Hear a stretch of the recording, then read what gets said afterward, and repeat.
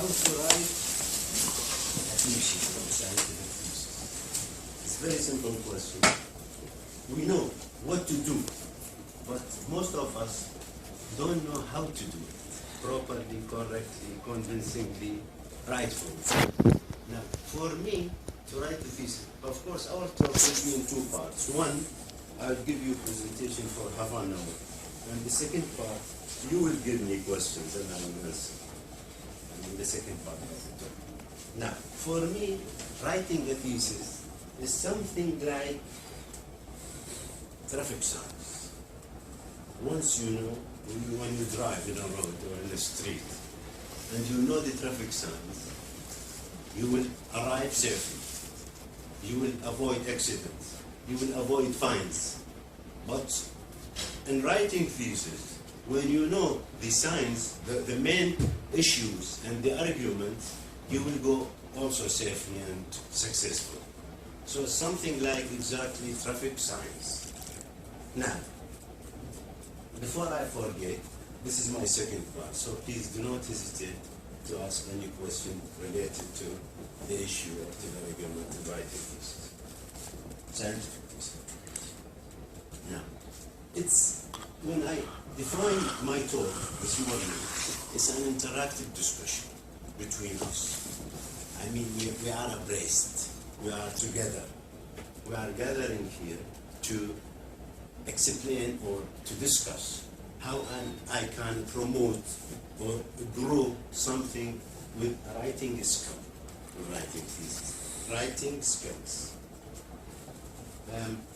The main reason I'm talking in English, of course, I want you to grasp or to understand how much you can understand or to grasp from my saying, because well, you know me, I have Arabic tongue and so on, but I'm talking English because imagine I'm not what Dr. Rad said. Now, a thesis is a collection of ideas and conjectures. Of course, I will not translate any word of this. If you don't want, please. In the next part, you can ask, what's the meaning of such and such and so on. So it's a collection of, or exposition, or exhibition of conjectures and ideas. So we put some ideas, we put some conjectures together, and when we come up with something, it's a product. And our product is the thesis. And what do you mean by a thesis? If we want to define a thesis, what should we say? A thesis. Okay. When you have a thesis or decided to write it up, you must have thought about a proposal. For students, they sit with their supervisor, or a group, they sit together and discuss, and then they come up with a proposal, research proposal. And this research proposal is a plan. So we have to have a plan. Now, once we put the proposal, we intend to present a research work. It's a proposal of research. So we have to have a research plan. So the thesis is a presentation of a research work. It's a piece of research work. And if this research work must have a project, an outcome, because it's an effort. This effort goes into, I think I will write this quote to you.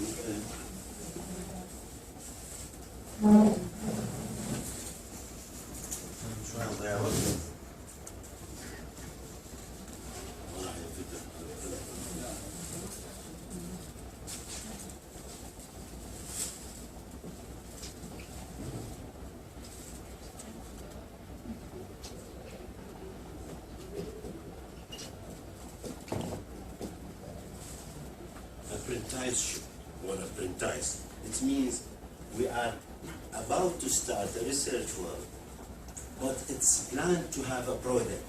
We must have a product. Now, this product is a thesis. So apprentice means we start a research with a plan or a framework of a plan, proposal, and then most of this, I mean, the people who are involved in this apprenticeship are students and supervisor. This is why I wrote to this word. It's a word, it's a synonym for a student, and this is equivalent to student plus supervisor plus research work. There are three items in apprenticeship. Okay. So that's the project of this research. Now, a piece of research we intend to do, but we must have later on, and most of us are optimistic in the plan to publish articles, research articles. I mean, each thesis must publish one or two or more articles, but these articles must be published in scholarly periodicals and well-known periodicals or journals. Therefore, we have statements, scientific statements, and then from these statements we have passages or paragraphs, and then these paragraphs will come up into essays, and these essays are put in sections and so on, and then chapters, and then these chapters these chapters build up the thesis which we are intending to produce. Okay. Where shall we go first to start? I mean, if you want to start, I mean, if you finish your experiment, if you are experimental, or if you are doing theoretical work, if you are theoretician, and then what should you do first? First of all, we go to perusal of university regulations, of course. I mean, we have to see the regulation for writing thesis. And the department has got a regulation, in Victor Ray, and the college and the university. And these regulations are very well known, and we must follow, because there are rules. We have to follow rules in writing. So we have to peruse the university regulation to follow. Secondly, we should have a thesis skeleton or a thesis structure. We must write the structure. The structure, well, a skeleton means you have the bones. I mean, our body is bones, and so on, and we have to build the flesh. So we have bones, and we put the flesh. We have titles and theses, and we put passages and paragraphs and essays. So that's the skeleton of the thesis. Now, addressing, well, think of, if you finish your writing, what will you expect of your thesis? You have audience, or an audience in singular. I mean, the audience doesn't mean that the people who are sitting, listening to you. The audience, the people who are, one of them is your supervisor or supervisors. And other people like the panel, examination panel.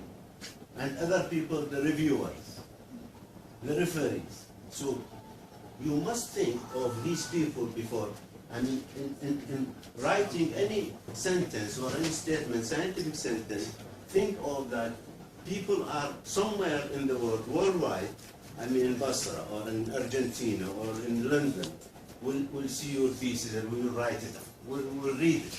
So think of those people.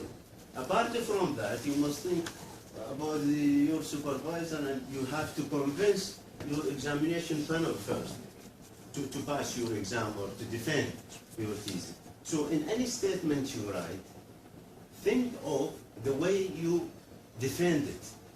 Any statement, any scientific statement, it means that these statements should be based on scientific facts or theories.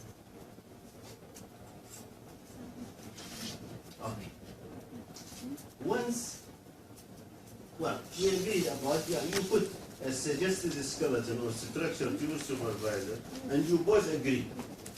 And I will give you example first, the second part of the talk.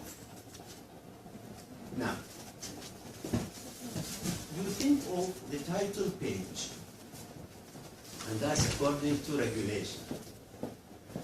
This page, or this title page, and once you put the, suppose, experimental studio of such and such, once you put this title page, or the title of the thesis, this title should be indicative, should be exclusive. Exclusive means it's associated with your name, with your research piece of work. I mean, if you work in a nuclear shell model, so this is Mr. Dr. X worked on a nuclear shell model in the year of such and such and such, and he got or he produced such results. And he got a model for that, like IBM, interactive boson model, or something like that in nuclear physics, or in plasma physics, or in film physics, and so on. So we have to have this page. It's indicative, exclusive, convincing. And once somebody reads it, he or she should be convinced this is the title. And sometimes you get some referees, or you have formed, is the title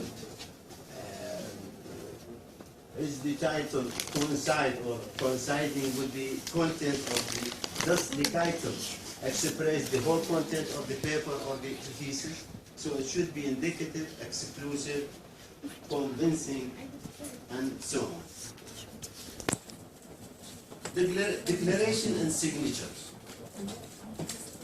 This is the way when we declare that this thesis is written by me under the supervision of Dr. X or Doctors X and Y, and so on. So, and this should be in a proper wording, and in correct words.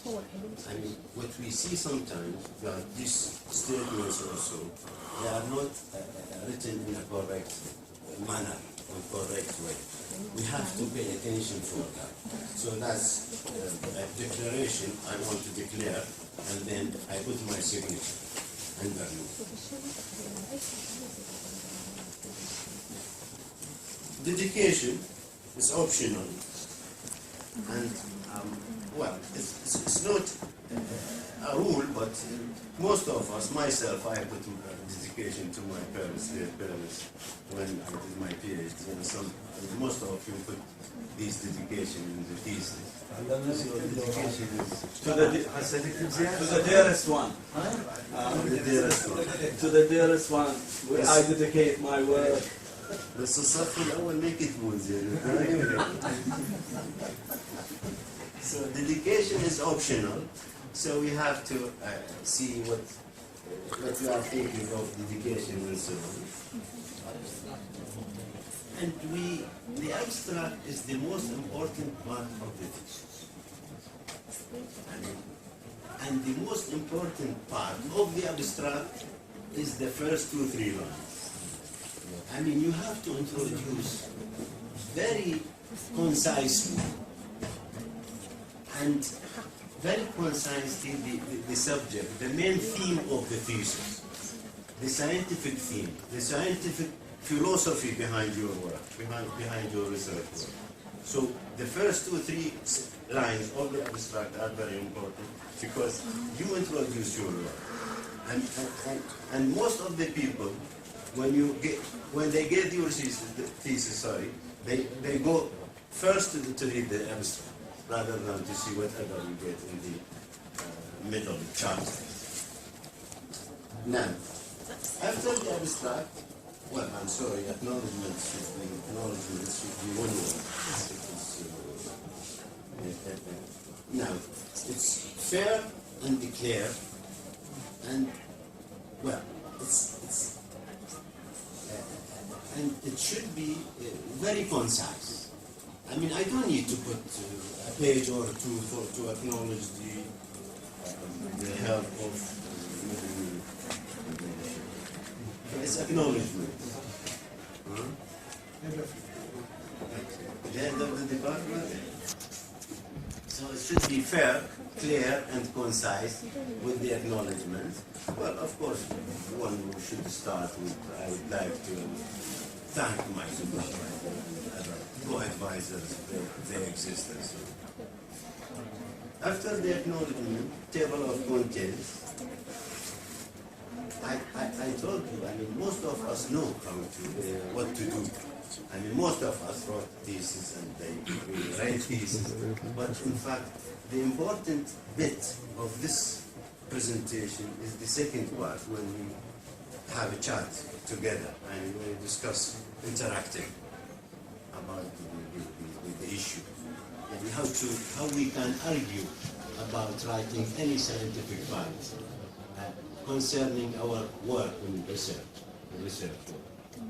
So it's the table of contents, and this is we should follow regulations to build such tables. Now, introducing the problem, and this should have been agreed about when we put my first three slides in the proposal. So we introduced the subject in terms of its variables, its philosophy, its themes, and then in this part we have to introduce it very well. And that could be in many sections, not necessarily, but also this is the chapter of introduction.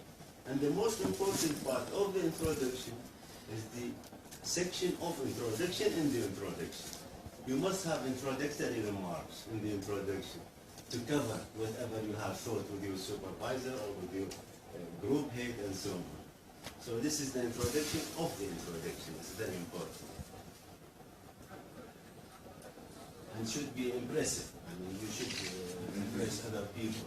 Have an impact, not impact, but you have an impact on them when they read your thesis.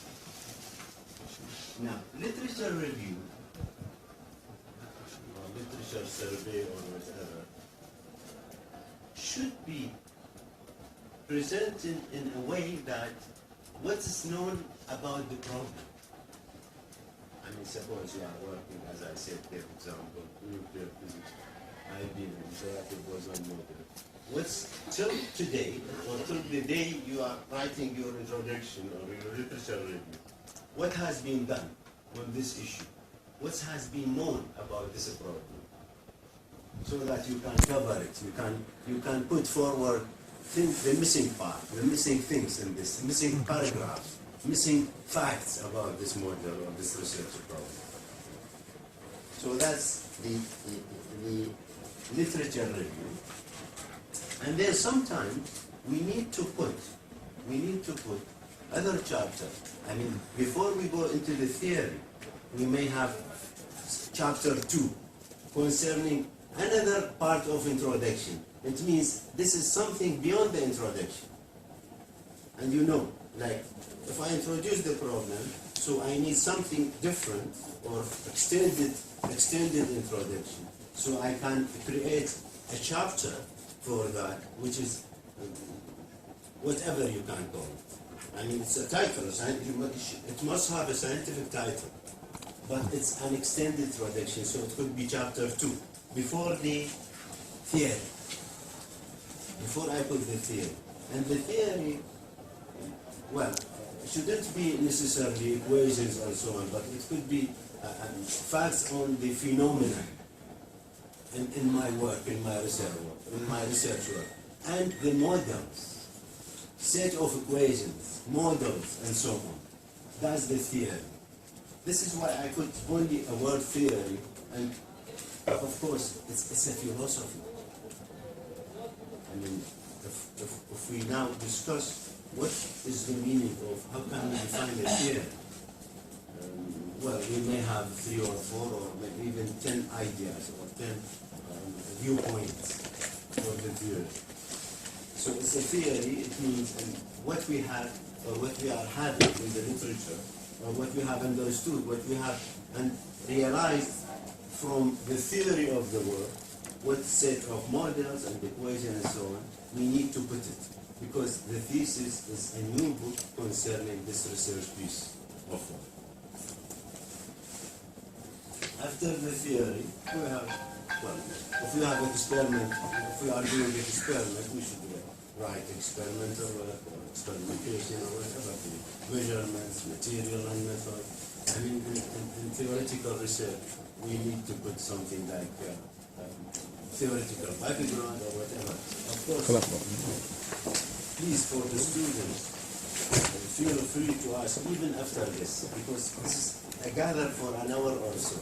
But whatever you think, you have some queries in your mind or questions, so please do not hesitate to come to me and ask whatever you like. Suppose you want to express something, okay, I want to say such and such in English. What should I say if you don't know?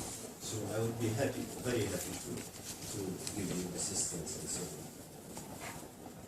Results and discussion it's a well-known item. But sometimes we see some theses, that's a plural of thesis. Some theses are boring, in fact. Why? Because they describe only the results, graphs.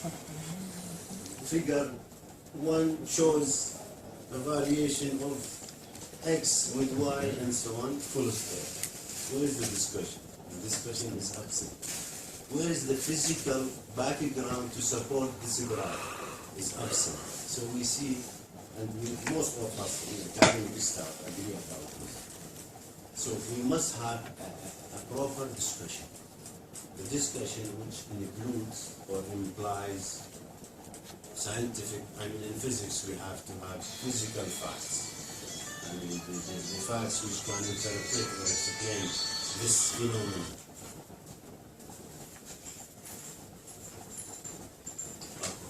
Conclusion and suggestion for further work. So I didn't write a future work. It's further work. And it depends on you. It's not wrong to write further work because the future is open. Tomorrow, next year, after 10 years and so on. But further work could be, you need to put, or you need to bridge a gap created by your work, or it happened that you got a gap in your results. So you need to fill it, to bridge it, this gap. So it could be done tomorrow, or in a week time, or in 2 weeks time, in a fortnight time, whatever, in a month time. So it depends on you. It's suggestion for further work or future work or whatever. And we don't need to have to exaggerate. I mean, if we put one item or 2 items, so it could be more than enough. And this suggestion. Of course, conclusion for me, it's something should be rephrased in a way that it's not written in the chapters before, in earlier chapters. I mean, something new. You can rephrase your results in a page or 2, in a summary, so that any reader can understand that it could be better expressed in this conclusion part, rather than in the discussion and results and discussion and so on.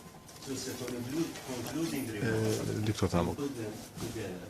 So any reader can realize or understand the theme of the work or the main result of the work. Appendices and references, appendices. And, well, there is a standard in our regulation, university regulation, on how to write references. And of course, any journal or scholarly journal has got its own regulation for the authors to write the way of how to write references and appendices and so on. I mean, like font size and the way the page can be written and so on. For us, it's we have Arabic abstract, and it should be something percentage 10 or so percent of the English part. You can have any number of things in the Arabic. And then this, in fact, this is the way of our thinking. I mean, sometimes you read a paper in English, or if you know other languages, you read them in other languages. But these papers, or these facts, are written in a way that the authors of that paper in their own language thought about it in this way. I mean, they expressed it in this way. It is not necessarily if you write them or write these facts in Arabic, they could be correct. No.